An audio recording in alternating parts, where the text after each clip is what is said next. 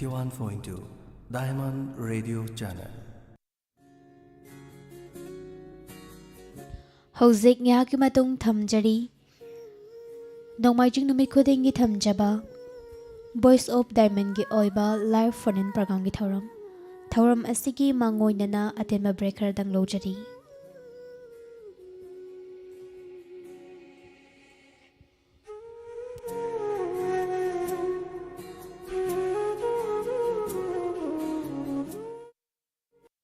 Haikruzam sagai paujel lakliba tang tara manga tha mari English sing ani kon ga mathoi sajibugi humni panba sagol se numita wangjing khaba khong leikai da leiba Haikruzam Romeo maitai gi sangai da lai lokhatpagi thoram ama pangthok saragani hairiba thoram asida Haikruzam sagai gi irei sa singna yaubiranaba nolokna ningsingjari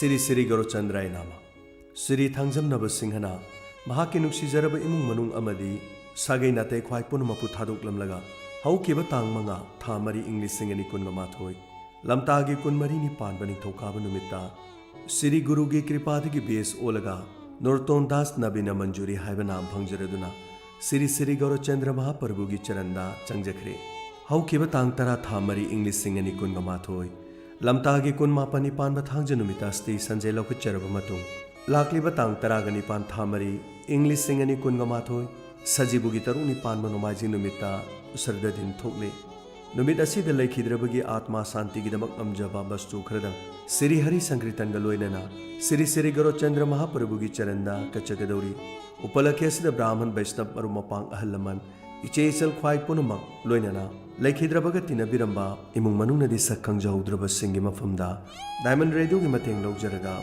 Paujela Sipijari Paujenjariba Srimati Thangjam Ongbi Thoibi Devi Loinabi Siri Thangjam Ahanjau Singh Machanupa Thangjam Inausa Devi Mamongnupi Salumpham Kangyambim Mayai Lekai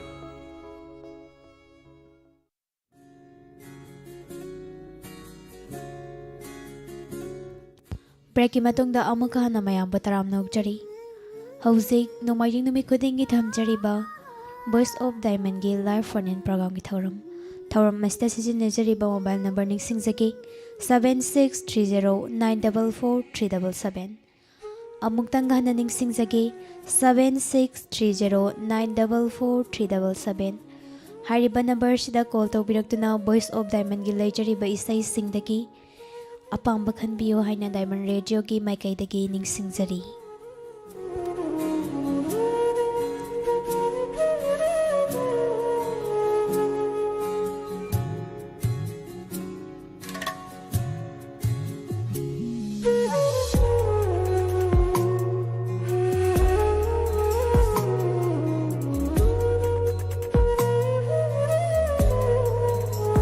Thauramasi ahanba laibak faraba caller lokachage hello Hello. Good morning Good morning. Isagi ming lay from my view Hangundagi Thoibi. Thoi bi taram nokjari karamba khoida jaba isai Voice of Diamond dagi khanbi gadawri habiyo Mangal marang themna sakpa mitang la wai gi thamoi taw tajage. Mangal morang themgi khonjala sakli baisai soidana khudol tamjage tahanjaning ba marumapang sing ming happy gadaba laibra habiyo Diamond tabi bal listening of the nazar. Thagachari ado thoi bigi khonjal lagi isai se matega matang khudol tambiramba yabagi khudong chaba laibi gadabra habiyo Mathang doi taw jare. Keshu kabelite thagachari adomna pamna khanbiragli baisai khudol tamjage mangal morang themgi khonjala sakli baisai masamaki mayekta biki na sarangli baisai adongidama khudol tamjari taminase Mairi ole maphamda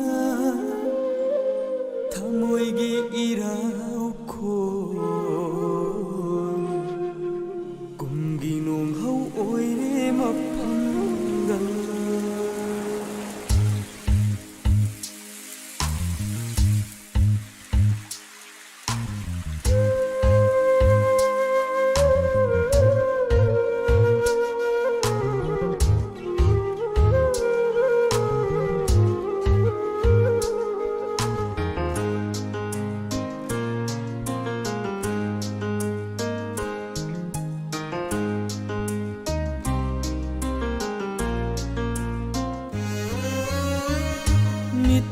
ꯇꯥꯡꯂꯕ ꯑꯩꯒꯤ ꯊꯃꯣꯏ ꯈꯨꯗꯤ ꯊꯤꯔꯦ ꯅꯨꯡꯁꯤ ꯂꯝꯕꯤꯁꯤꯗ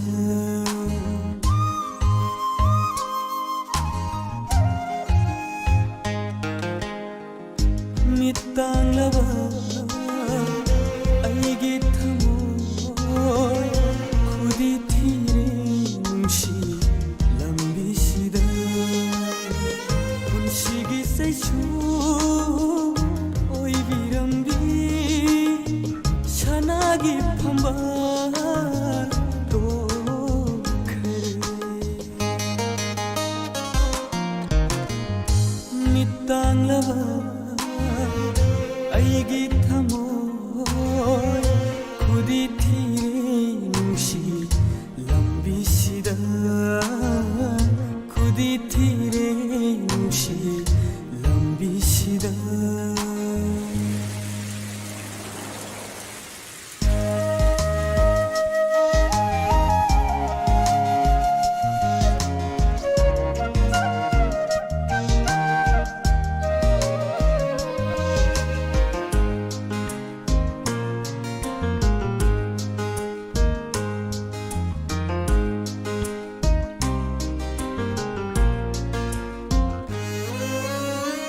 ꯅꯨꯡꯁꯤꯒꯤ ꯋꯥꯍꯩ ꯈꯨꯗꯤꯡ ꯃꯩꯔꯤ ꯑꯣꯜꯂꯦ ꯃꯐꯝꯗ ꯊꯃꯣꯏꯒꯤ ꯏꯔꯥꯎꯈꯣꯜ ꯀꯨꯝꯒꯤ ꯅꯣꯡꯍꯧ ꯑꯣꯏꯔꯦ ꯃꯐꯝꯗ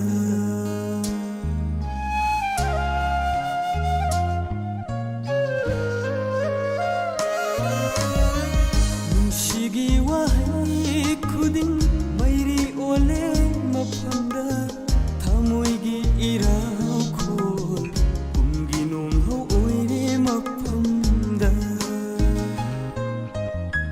ꯊꯥꯖꯒꯨꯝ ꯊꯃꯣꯏꯗ ꯉꯥꯜꯂꯅꯤ ꯊꯥꯖꯔꯨꯏ ꯂꯦꯡꯗ꯭ꯔꯕ ꯅꯨꯡꯁꯤꯒꯤ ꯅꯥꯎꯁꯨꯝ ꯋꯥꯍꯩꯅ ꯃꯤꯠ ꯇꯥꯡꯂꯕ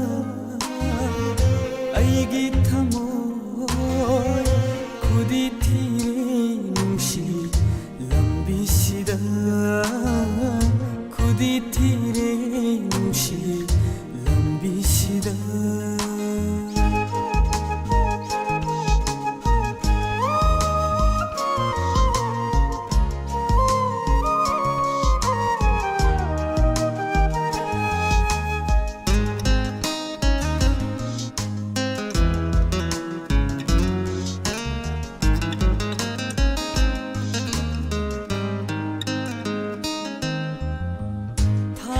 ꯊꯥꯖꯔꯨꯕꯩꯔꯥ ꯑꯣꯏꯔꯕꯁꯨ ꯅꯪꯕꯨ ꯂꯦꯞꯀꯅꯤ ꯄꯨꯟꯁꯤꯗꯤ ꯅꯪꯒꯤꯗꯃꯛ ꯂꯦꯡꯗ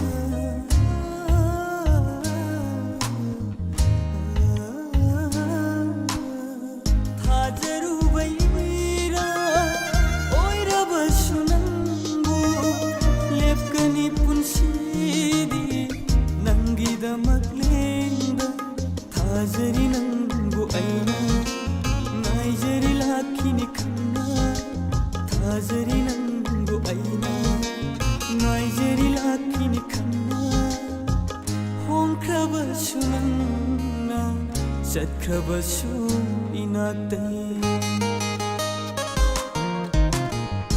밑땅라바 알게 타모이 후디티레 뭉시 람비시다 운시기 세슈 오이비람비 샤나기 판바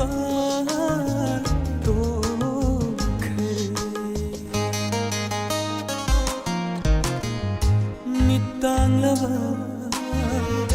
아이기 타모이 구디티레 뭉시 람비시다 구디티레 뭉시 람비시다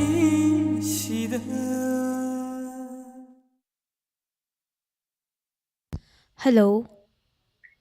Hello, good morning, ma'am. Good morning. Isagi ming leifam amutang khangzage haibiyo. ꯍꯣꯕꯥꯏꯗꯒꯤ ꯔꯥꯅꯤ ꯇꯔꯥꯝꯅ ꯑꯣꯛꯆꯔꯤ ꯀꯔꯝꯕ ꯏꯁꯩ ꯚꯣꯏꯁ ꯑꯣꯐ ꯗꯥꯏꯃꯟꯗꯒꯤ ꯈꯟꯕꯤꯒꯗꯧꯔꯤ? ꯁꯗꯥꯅꯟꯗꯒ ꯃꯃꯤꯡꯗꯨ ꯀꯥꯎꯈ꯭ꯔꯦ ꯑꯉꯥꯡ ꯑꯃꯒ ꯁꯛꯄꯗꯣ ꯇꯥꯖꯔꯒꯦ. ꯒꯒꯟ ꯄ꯭ꯔꯤꯌꯥ ꯀꯥꯕ꯭ꯔꯕꯝ ꯁꯣꯏꯗꯅ ꯑꯣꯏꯒꯔꯝꯒꯅꯤ ꯍꯥꯏꯅ ꯈꯟꯖꯩ. ꯀꯅꯥ ꯀꯅꯥ ꯇꯥꯁꯤꯒꯦ ꯏꯁꯩꯁꯦ ꯍꯥꯏꯕꯤꯌꯨ. ꯗꯥꯏꯃꯟꯗ ꯑꯩꯗꯣ ꯁꯤꯅꯣꯒ ꯑꯗꯨꯝ ꯇꯥꯃꯤꯟꯅꯖꯔꯒꯦ. ꯑꯗꯣ ꯏꯁꯩꯁꯦ ꯃꯇꯦꯛ ꯑꯃꯇꯪ ꯈꯨꯗꯣꯜ ꯇꯝꯕꯤꯔꯝꯕ ꯌꯥꯕꯒꯤ ꯈꯨꯗꯣꯡꯆꯥꯕ ꯂꯩꯕꯤꯒꯗꯕ꯭ꯔꯥ? ꯃꯊꯪꯗ ꯑꯣꯏꯅ ꯁꯛꯆꯔꯒꯦ. ꯑꯗꯨꯗꯤ ꯑꯗꯣꯝꯅ ꯄꯥꯝꯅ ꯈꯟꯕꯤꯔꯛꯂꯤꯕ ꯏꯁꯩ ꯈꯨꯗꯣꯜ ꯇꯝꯖꯒꯦ. ꯒꯒꯟ ꯄ꯭ꯔꯤꯌꯥ ꯀꯥꯕ꯭ꯔꯕꯝ ꯑꯃꯗꯤ ꯁꯗꯥꯅꯟꯗꯒꯤ ꯈꯣꯟꯖꯦꯜ ꯁꯛꯂꯤꯕ ꯏꯁꯩ ꯌꯨꯝꯅꯥꯝ ꯒꯥꯟꯙꯤꯒꯤ ꯃꯌꯦꯛꯇ ꯀꯣꯕꯤꯀꯣꯛꯅ ꯁꯩꯔꯥꯡꯂꯤꯕ ꯏꯁꯩꯅꯤ. ꯇꯥꯃꯤꯟꯅꯁꯤ. ꯈꯨꯗꯣꯜ ꯇꯝꯖꯒꯦ.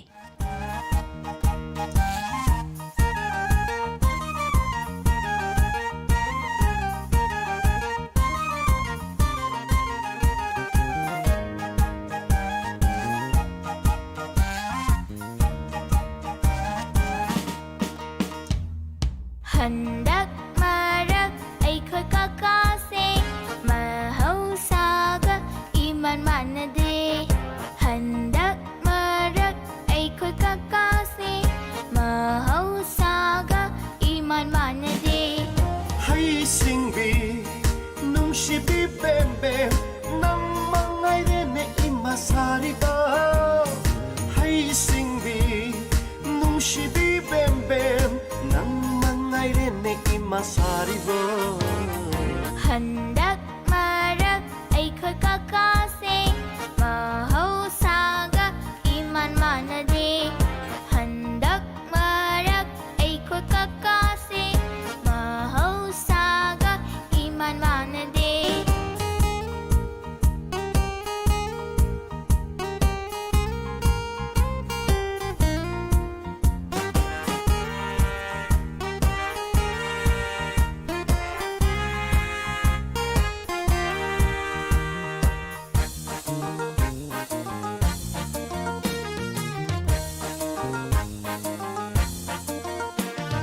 Hanaga manadana khangkeke khalakpa aidi pungak ngai ikakanang se.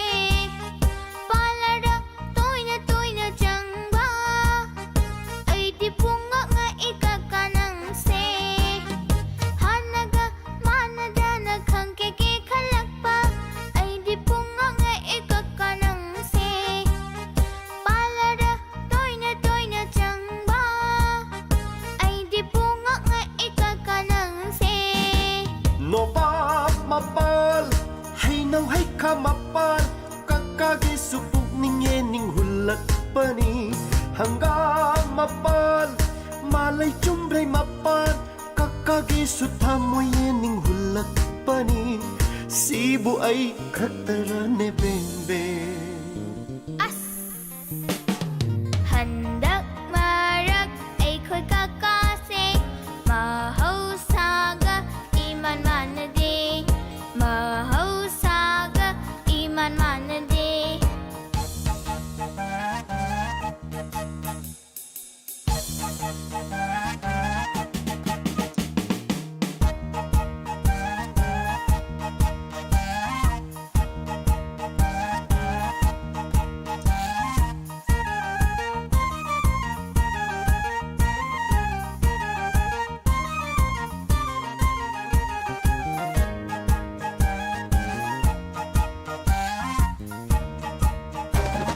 Nupi panba yaramdaba makki semni khanglamdaba. Nupi panba yaramdaba makki semni khanglamdaba kakkana ahingda choiro lolakpa monrangda tangduna leirakpi karamba nenino masak khangningi. Nathau nattana nathau saganu angana ahal saba pambara hai babu chay chajani ko. Ha ha ha ha. Handak marak aikhoy kakase mahausaga iman manade. Handak marak aikhoy kakase mahausaga iman manade. Hay singbi nung shibi ꯁꯥꯔꯤꯕ ꯍꯩꯁꯤꯡꯕꯤ ꯅꯨꯡꯁꯤꯕꯤ ꯕꯦꯝ ꯕꯦꯝ ꯅꯪ ꯃꯉꯥꯏꯔꯦꯅꯦ ꯏꯃꯥ ꯁꯥꯔꯤꯕ La la la la la la la la Mahausaga iman manade Mahausaga iman manade La la la la la la la la la Hello. Hello, ma'am. Good morning. Good morning. Isagi ming leifam haibiu. Idam ay kaya po Bishnunahadagi kumdang samalala tumni idam. Taram nokchari sir thorom masida karamba khoida chabai sai voice of diamond dagi khanbi gadori. Idam ay sai sirgumari karama sakba. Serengwa sarangga su masamo ibigande. Sehobna. Mino tumata sine ye sumher ne haga. Yamna fajabai sai ni. Itajaginada. Hoi taminasi ado kana kana ta sige marumapang sing ming happy kadaba laibra haibiu. Ani hum da haptaginada. Ika ijam ba zarumam agiram sing. Abije khayge yaku sita sai digi laisam mokai tai. Yai wan kemdagi. Khayge asam khamba sing. Aduga kolar ani undang ajarabada. Yariburi Kogan. So, I need to go. They try to get my shot. When I go to the local mentor, no one to think of the horror of the back.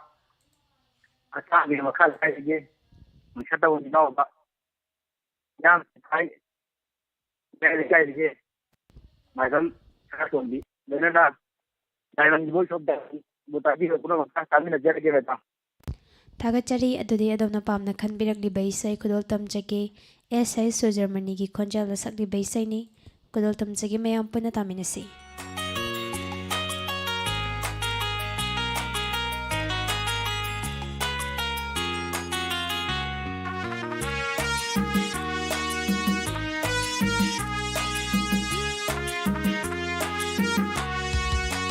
Minokuna sakhet le he Midyang guna sumhatle he Sakit tu na ngawhalle he Wata tu na nungsihalle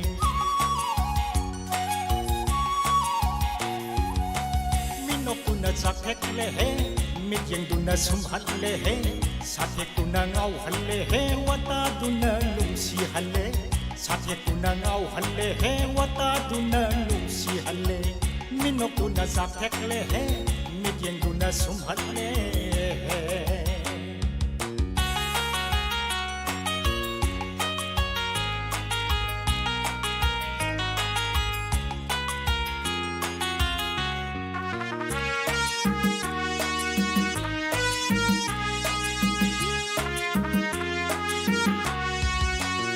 Rangli thamoy bu kokhan bangamba Sawni lamba wakhal bu kauhan bangamba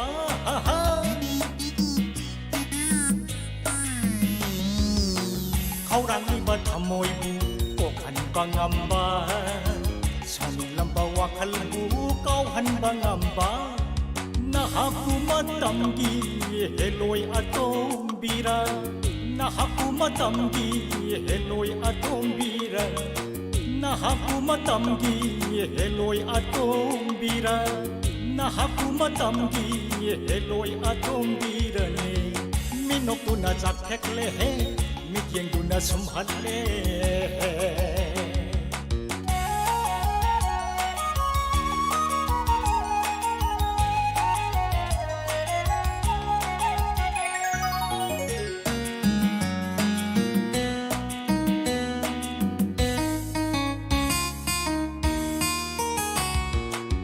Nakoy gumbi ase ay di aseng bara Thajate ay di sukha thajate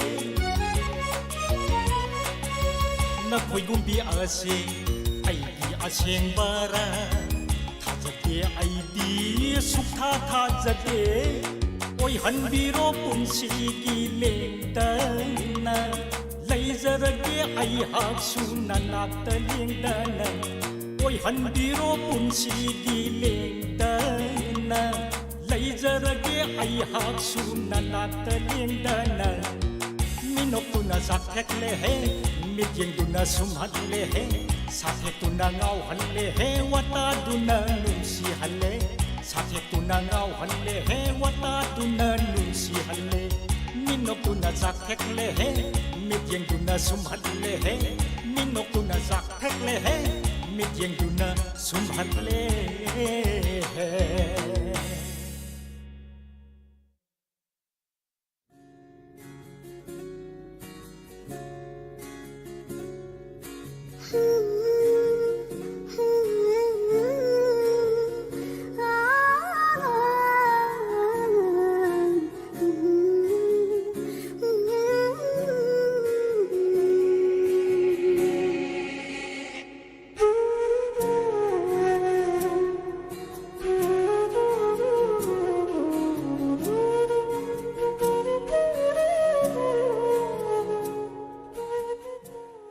Ngasigi oinadi Voice of Diamond gi oiba live phone-in program gi thoram matang asida loshinjari thoram sanduktuna tahanjariba c 91.2 MHz ta sandukjariba Diamond Radio channel asigi ahanba thoram paringni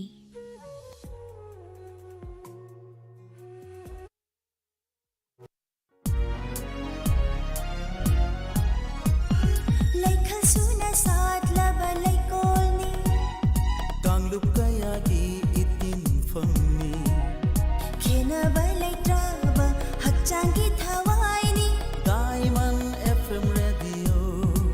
Oh, Diamond FM Radio.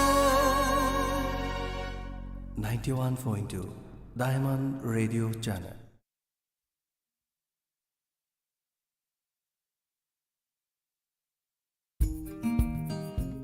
खंगहनजबा Grace Cottage Academy कक्सिंगी माइकैदगी पेरेंट्सिंगी मफमदा करिगुंबा खरदंग खंगहनजरी मदुदी March की तांग निपानदगी क्लास 6 दगिना 10 फाउगी रेगुलर क्लास हौजखरी गवर्नमेंट की ऑर्डर की मतुंगिना प्री नर्सरी दगिना क्लास 5 फाउगी व्हाट्सएप